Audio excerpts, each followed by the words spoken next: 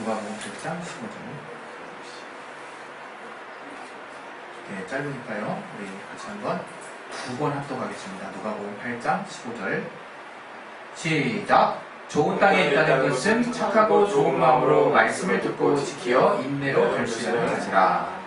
좋은 땅에 있다는 것은 착하고 좋은 마음으로 말씀을 듣고 지키어 인내로 결실하는 자니라. 네, 아멘. 오늘 말씀 통해서 하나님이 우리에게 또 주시는 말씀, 또 교회에 주시는 말씀, 여러분의 가정에 주시는 말씀, 여러분의 직영에 주시는 말씀, 또 여러분의 직장에 주시는 말씀을 잘 받을 수 있도록 하나님 역사해 달라고 그 시간 예수의 한번 하시기로 하겠습니다. 예수요! 하나님 아버지, 오늘 하나님 우리에게 주시는 말씀 통해서 우리 가운데 밖에 도와주시옵소서. 하나님, 우리가 정말 하나님 말씀 통해서 위로가 필요하고 또 하나님의 도우심이 필요합니다. 하나님, 우리에게 하나님의 영광을 또 깨닫게 하시고 하나님의 말씀을 알게 해주셨사오니 반응할 수 있게 도와주시고 우리 모든 자들에게 말씀의 지혜와 지식과 능력 허락하여 주시옵소서. 예수 이름으로 기도했습니다.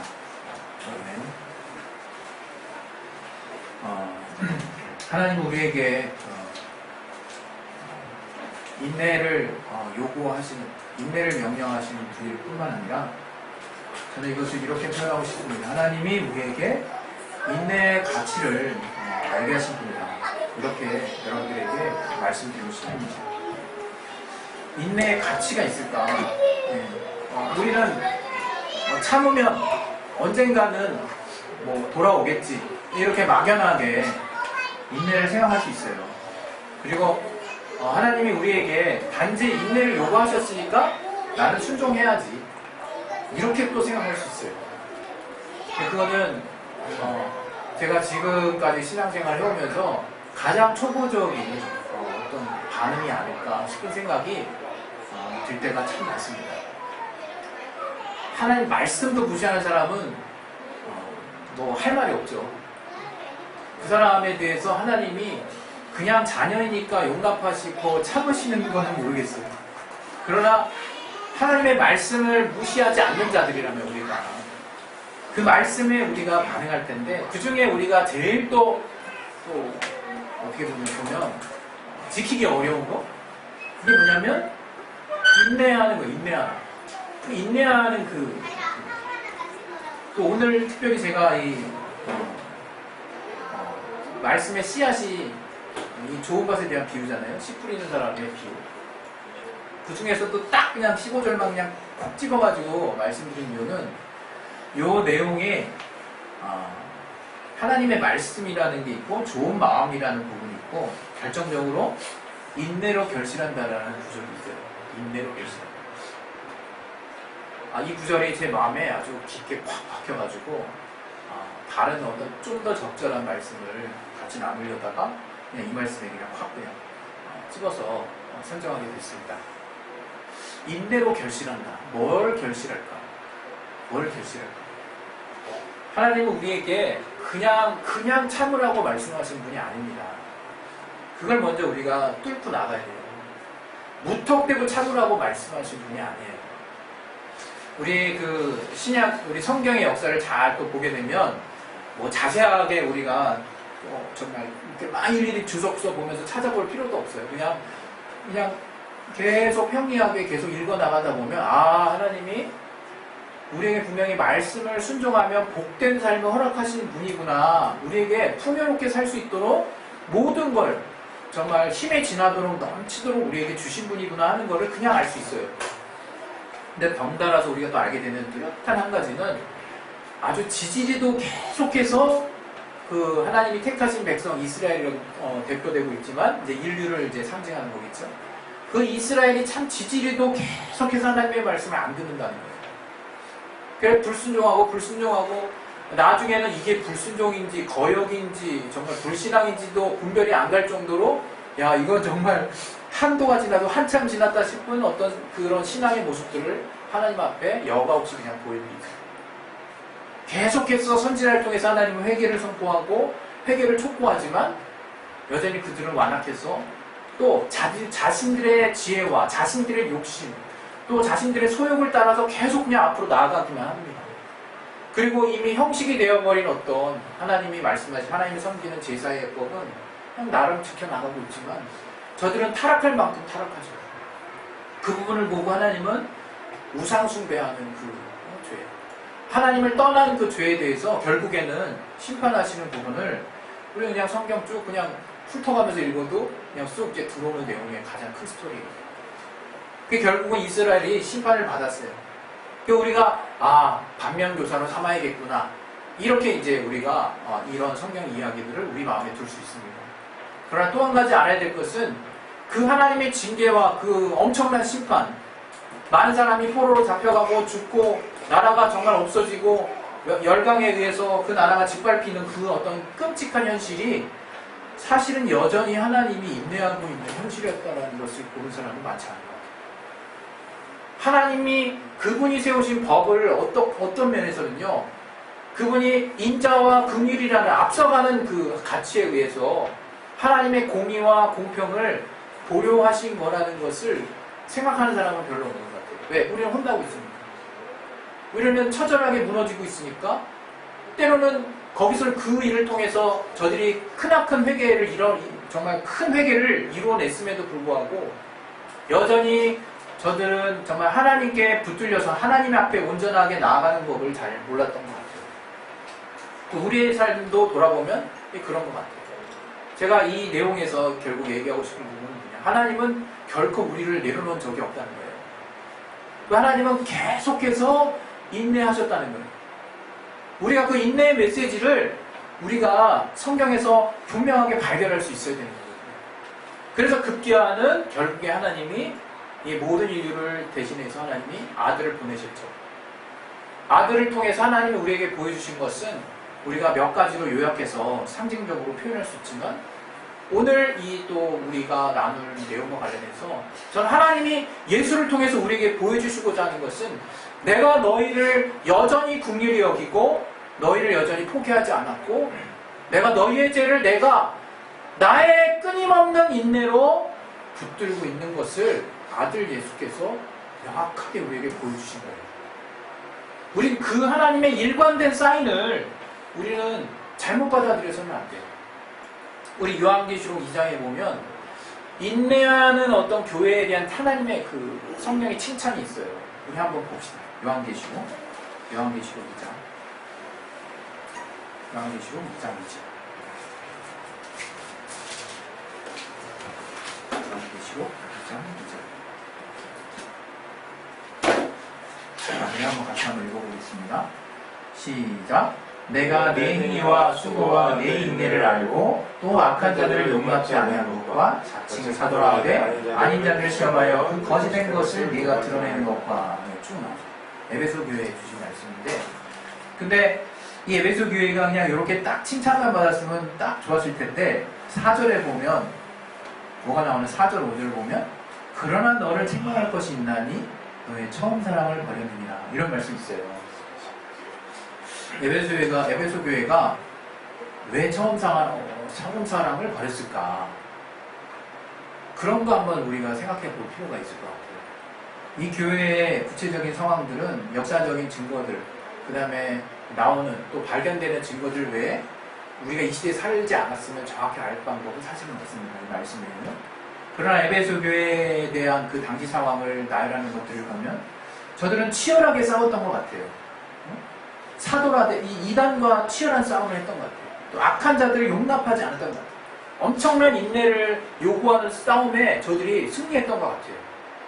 그러나 저들이 이런 큰 싸움, 이런 대단한 싸움들을 치러내면서 뭘 잃어버렸냐면 첫사랑을 잃어버렸어요.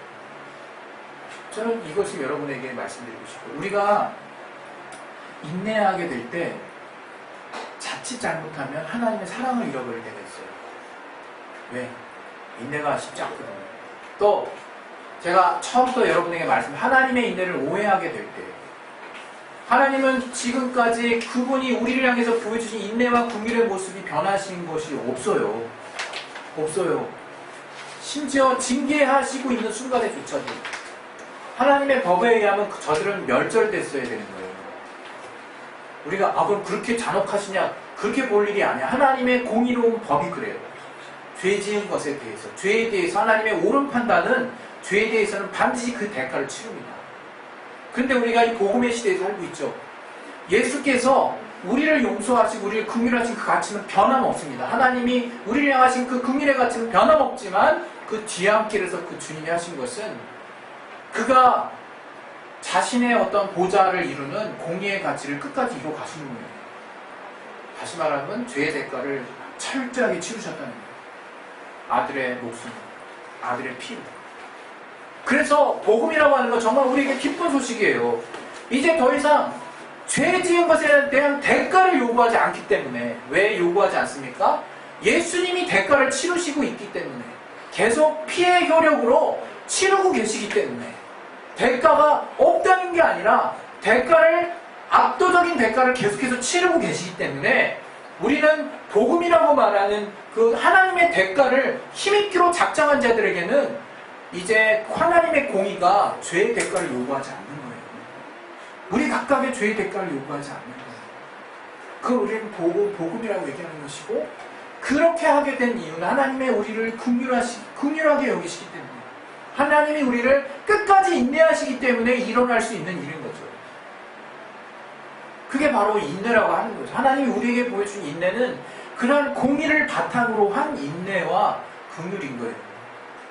그걸 우리가 다르게 볼 여지는 전혀 없습니다. 물론 우리는 하나님의 은혜 안에 사는 존재들이에요. 그래서 우리가 그 하나님의 은혜만으로 살 수 있습니다.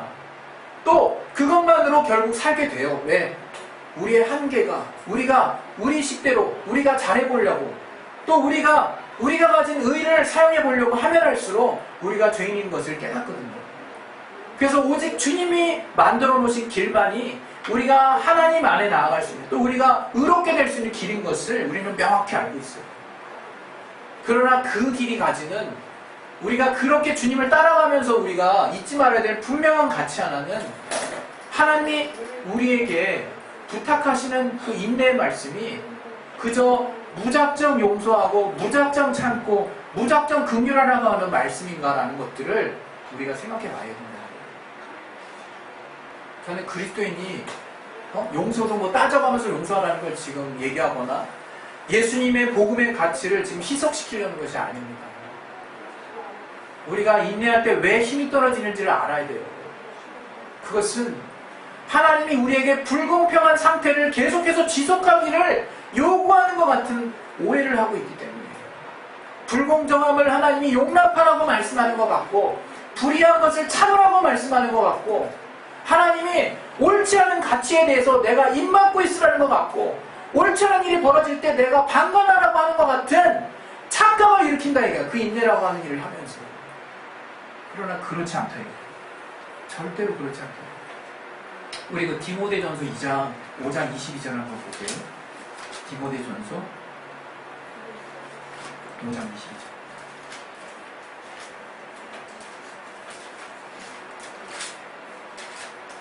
오장 22절 한번 같이 읽어보겠습니다. 아무에게나 경솔히 안수하지 말고 다른 사람의 죄에 간섭지 말고 내 자신을 지켜 정결케 하라. 우리는 가끔 이러한 내용들을 보고, 어떤 사람이 어떤 죄 지으면 그건 뭐 하나님이 알아서 하실 일이니까 당신은 그 죄에 신경 쓰지 마십시오, 이렇게 이제 권면하는 어떤 분들의 이야기를 들은 경우가 있던 분이 있을 수 있어요. 또 내가 또 신앙적 가치 안에서 이 사람 죄 지은 거에 대해서 나는 그냥 하나님만 보고 내가 무슨 판단을 하냐, 이 사람 죄에 관여하지 말고 나는 하나님께 기도하자, 이렇게 또 생각하는 사람이 있어요. 그러나 여기 다른 사람의 죄에 간섭하지 말라는 말씀은 다른 사람이 죄 짓는 일에 동참하지 말라는 거예요. 다른 사람이 죄 짓는 일에 동참하지 말고 네가 안수의 그 영향력을 따라서 너도 그 죄에 동참하는 그런 엉뚱한 일이 벌어지지 않도록 주의하라는 이야기예요. 다른 해석이 있을 수가 없습니다. 다시 말하면 얘 죄 짓는데 나는 상관없어, 이렇게. 여러분, 우리 세상에서도요, 방임죄, 방조죄라는 게, 살인 방조죄라는 게 있어요. 누가 죽음의 위기를 당하는데 내가 옆에서 팔짝 끼고 딱 가만히 있어도 그 사람 죄가 된다는 거예요. 심지어 하나님의 양심이 어떨까요? 하나님의 양심인데. 우리 또 다른 성경, 우리 마태복음 18장 우리 15절부터 16절 한번 보겠습니다. 마태복음 18장 15절부터 16절. 네. 다시 한번 읽겠습니다. 시작. 내 형제가 죄를 범하거든 가서 너와 그 사람과만 상대하여 권고하라. 만일 들으면 네가 네 형제를 얻은 것이요, 만일 듣지 않거든 한두 사람을 데리고 가서 두세 증인의 입으로 말마다 진술하게 하라. 죄를 지은 것에 대해서 상관하지 말라가 성경의 가르침이 아니에요. 죄를 지은 것에 대해서 네가 옳지 않은 것들이 벌어지는 상황에서는 관여하라는 거예요. 올바른 방향으로 갈 수 있도록 그리스도인으로서 그렇게 권면하고 권고하라는 거예요. 그렇지 않을 때는 이제 어떻게 할 수 없는 방향, 그런 때가 이제 올 수 있겠죠. 우리가 하나님의 인내를 이런 식으로 보고 있지 않나 하는 생각을 하게 된다는 거예요. 저도 한때는 그랬어요. 그냥 무조건 참으라니까, 긍휼히 여기라니까, 무조건 용서하라니까, 그냥 무조건 용서하고 무조건 긍휼히 여기고 무조건 참는 거죠. 근데 그게 무슨 결과를 낳는지 아십니까? 하나님에 대한 오해를 낳아요. 내가 하나님을 원망하는 결과가 있어요. 여러분, 하나님 그렇게 우리에게 말씀하신 적 없습니다. 하나님 정말 우리에게 분명한 가치를 주셨어요. 공의라고 하는, 의라고 하는, 또 올바른 하나님의 말씀을 지킨다라고 하는 가치를 가르쳐주셨어요.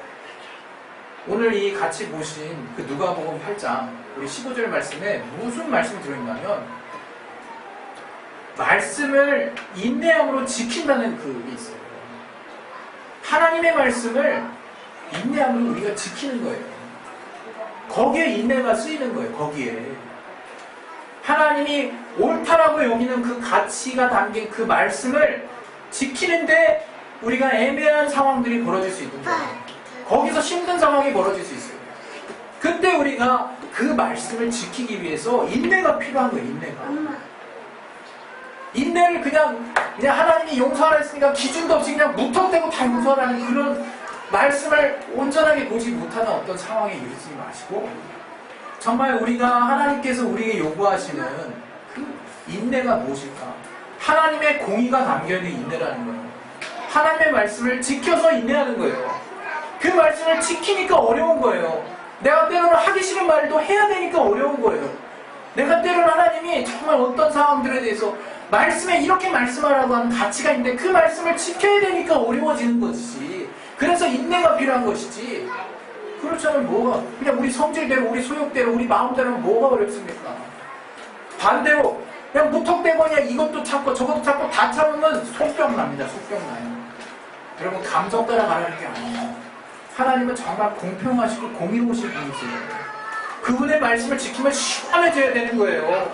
내가 다른 누가 다 노라고 할지라도, 세상에 하나님을 비록 몰라서 노라고 할지라도 내가 하나님을 지켜나가는 과정에 있어서는 시원함이 있어야 되는 거예요. 뭔가 하나님께 대해서도 오해가 있고 이렇게 가는 것이 맞나 싶고 계속 이랬다 저랬다 왔다리 갔다리 하는 그런 마음 상황이 있다면 어떻게 하나님을 지켜나갈 수 있겠습니까? 저는 오늘 이 말씀들을 통해서 우리가 정말 하나님을 온전하게 우리가 바라보고, 하나님이 우리에게 과연 지키라고 한 말씀, 인내하라는 말씀의 기준이 무엇인가를 우리가 다시 한번 돌아봐야 된다고 생각합니다. 또 우리가 말씀 몇 개를 더 찾아볼 텐데요. 우리가 데살로니가 후서 3장 5절 한번 보겠습니다. 데살로니가 후서 3장 5절.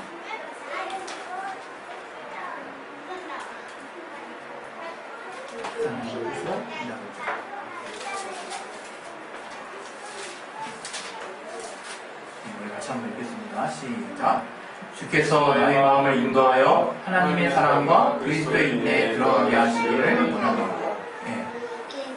여기 하나님이 우리에게 어떻게 되기를 원하시냐면 그리스도의 인내에 들어가기를 원하시는 거예요.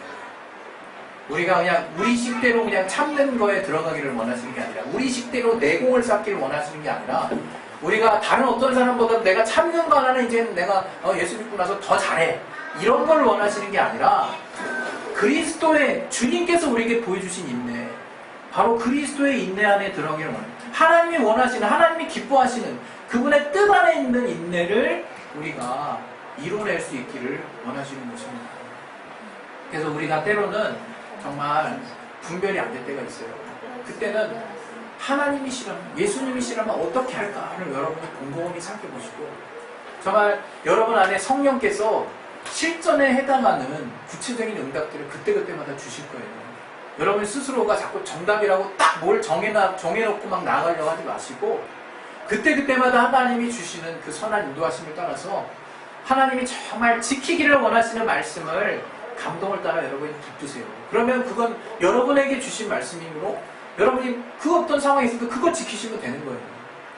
그런 어떤 상황들을 우리가 잘 또 극복하고 상황들을 우리가 지켜나갈 때 정말 하나님이 우리가 성경에도 보면 성령의 열매 중에서 우리가 참는 인내하는 그 열매가 얼마나 귀한 열매입니까?